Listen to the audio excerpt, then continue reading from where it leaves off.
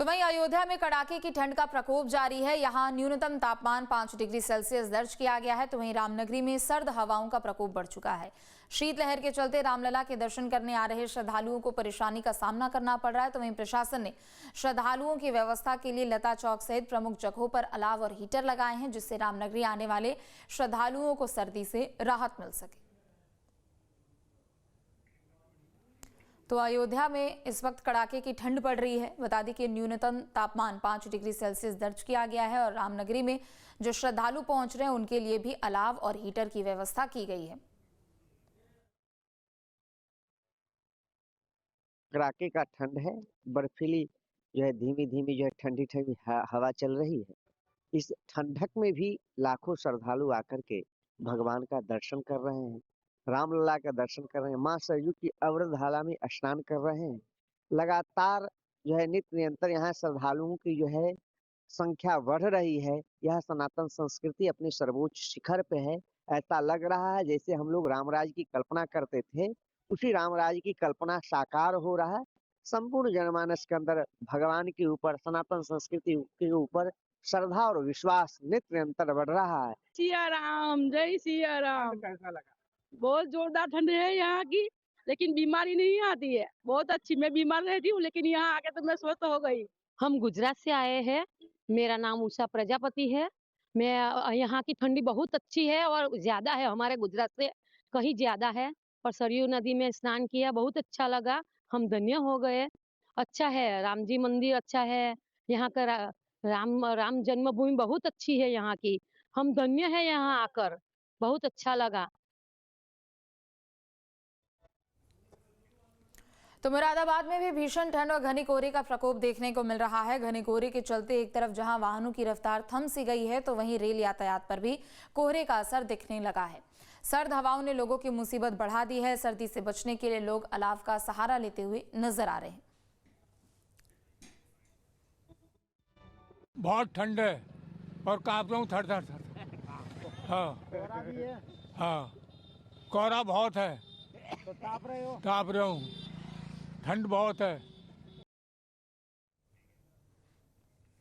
तो अमेठी में ठंड के साथ घना कोहरा लोगों के लिए मुसीबत बनता जा रहा है। सुबह और देर रात सड़कों पर हालात ऐसे हो चुके हैं कि कुछ मीटर आगे तक देख पाना मुश्किल है। कम विजिबिलिटी के चलते वाहन चालकों को भारी दिक्कतों का सामना करना पड़ रहा है, लेकिन कोहरे के बावजूद हाईवे और मेन मार्गों पर भारी और तेज रफ्तार वाहन दौड़ते नजर आ रहे हैं, जो किसी भी वक्त बड़े हादसे का कारण बन सकते हैं। मौसम विभाग ने अगले 24 से 48 घंटे तक ठंड और कोहरे के बने रहने की चेतावनी दी है। तो वहीं प्रशासन ने वाहन चालकों से सतर्कता बरतने और नियमों का पालन करने की अपील की है। अमेठी और आसपास के इलाकों में ठंड और गलन के साथ घना कोहरा छाया हुआ है, जिससे सड़कों पर विजिबिलिटी काफ़ी कम हो गई है। सुबह और देर रात हालात ऐसे हैं कि कुछ मीटर आगे का रास्ता भी साफ दिखाई नहीं दे रहा है। ऐसे में सड़क पर निकलना जोखिम भरा हो सकता है। इसके बावजूद हाईवे और प्रमुख मार्गों पर बड़े और भारी वाहन तेज रफ्तार से चलते नजर आ रहे हैं। कोहरे के बीच तेज गति से चल रहे ये वाहन किसी भी वक्त बड़े हादसे का कारण बन सकते हैं। हाल ही के दिनों में सड़क दुर्घटनाओं की बढ़ती घटनाएं इस लापरवाही की और इशारा कर रही हैं। मौसम विभाग की बात करें तो मौसम विभाग के अनुसार आने वाले 24 से 48 घंटों तक कोहरा और ठंड का असर बना रहेगा। ठंडी हवाओं के चलते गलन जो है वो बढ़ने की संभावना है, जिससे विजिबिलिटी और भी कम हो सकती है।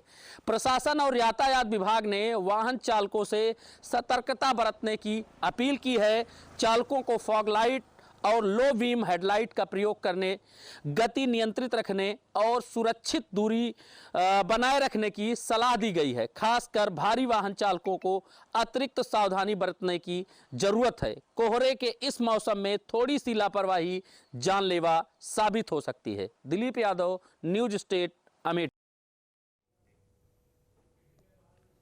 दिल्ली एनसीआर में सर्दी का सितम जारी है। तापमान में लगातार गिरावट देखने को मिल रही है। शीतलहर चलने से लोगों की परेशानी बढ़ चुकी है। तो वहीं AQI भी 300 के आसपास बना हुआ है, जिससे लोगों को सर्दी के साथ साथ प्रदूषण की भी मार झेलनी पड़ रही है। दिल्ली एनसीआर में सर्दी का सितम जारी है। तापमान लगातार लुढ़क रहा है और शीतलहर ने लोगों की परेशानी बढ़ा दी है। साथ ही जो पोल्यूशन का लेवल है वो भी 300 के आसपास बना हुआ है। नोएडा के महामाया फ्लाईओवर पर मौजूद हैं। इसके आसपास की तस्वीर आपको दिखाएं। जो गाड़ियां हैं एक्सप्रेसवे से अपनी रफ्तार पर चल रही हैं। कोहरा आज जो आबादी वाले इलाके हैं उनमें बहुत ज़्यादा कोहरा नहीं है, लेकिन जो पोल्यूशन है उसकी चादर जरूर आसमान में दिखाई दे रही है। 300 के आसपास का AQI अलग अलग इलाकों में बना हुआ है, तो जो पोल्यूशन की चादर है वो सीधे तौर पर हवा में और बड़ी बड़ी इमारतों के आसपास दिखाई दे रही है। AQI कुछ दिन पहले कम जरूर हुआ था, लेकिन अब 300 और उसके पार भी पहुंच गया है, जो लोगों की सेहत पर खासा बुरा प्रभाव डाल रहा है। मौसम वैज्ञानिकों की माने तो इसी तरीके से जो तापमान है आने वाले दिनों में और ज्यादा गिरेगा और शीतलहर लगातार चलती रहेंगी। हवा की रफ्तार की बात की जाए तो आज 4 से 5 किलोमीटर प्रति घंटा की रफ्तार से हवा चल रही है, जिसके चलते जो पोल्यूशन की चादर है वो दिखाई दे रही है। तेज हवा चलने के दौरान दिल्ली NCR में पोल्यूशन से राहत जरूर मिलती है, लेकिन अभी भी 300 के आसपास का जो AQI है शीतलहर के साथ लोगों की सेहत पर बुरा प्रभाव डालता हुआ दिख रहा है। वीडियो जर्नलिस्ट विकास झा के साथ अमित चौधरी, न्यूज स्टेट नोएडा। लखनऊ में सर्दी का सितम जारी है। तापमान में लगातार गिरावट देखने को मिल रही है। शीतलहर चलने से लोगों की परेशानी बढ़ चुकी है। हालांकि लोगों को घने कोहरे से राहत मिली है, लेकिन तेज सर्द हवाओं ने परेशानी बढ़ा दी है। शीतलहर से पूरा उत्तर प्रदेश प्रभावित है और राजधानी लखनऊ में हम आपको ये दिखा रहे हैं कि यहाँ पर कोहरा तो नहीं पड़ा है, लेकिन शीतलहर और गलन है। हम आपको लखनऊ के उस जगह से लेकर के दिखा रहे हैं जो कि बाहर, शहर के बाहर निकलता है, सुल्तानपुर की तरफ, हाईवे या रायबरेली की तरफ। ऐसी इस सड़क से हम देखते हैं तो सबसे राहत वाली बात यही है कि विजिबिलिटी जो है वो बढ़िया है, अच्छी है। और ठंड और गलन के शीतलहर के मौसम में सबसे बड़ा डर, खतरनाक यही होता है कि अगर घना कोहरा है तो सड़कों पे चलना न सिर्फ मुश्किल होता है, बल्कि सड़क दुर्घटनाओं की संभावनाएं बेहद बढ़ जाती है। मौसम के तापमान पे अगर बात करें तो आज 17 डिग्री अधिकतम और 7 डिग्री न्यूनतम रहने की उम्मीद है। मौसम विभाग के अनुसार आने वाले समय में यही तापमान और भी घट सकता है। जो न्यूनतम है घट के 5 से 6 डिग्री जा सकता है। अधिकतम तापमान भी 15 से नीचे आ सकता है, मतलब ठंड और गलन और बढ़ जाएगी। इन सब चीज़ों को देखते हुए आने वाले कुछ समय तक अभी हमें इसे मौसम से बचने की ज़रूरत है। वीडियो जर्नलिस्ट सैफुल हसन के साथ आलोक पांडे। आपके मोबाइल पर तुरंत आएगी ब्रेकिंग न्यूज।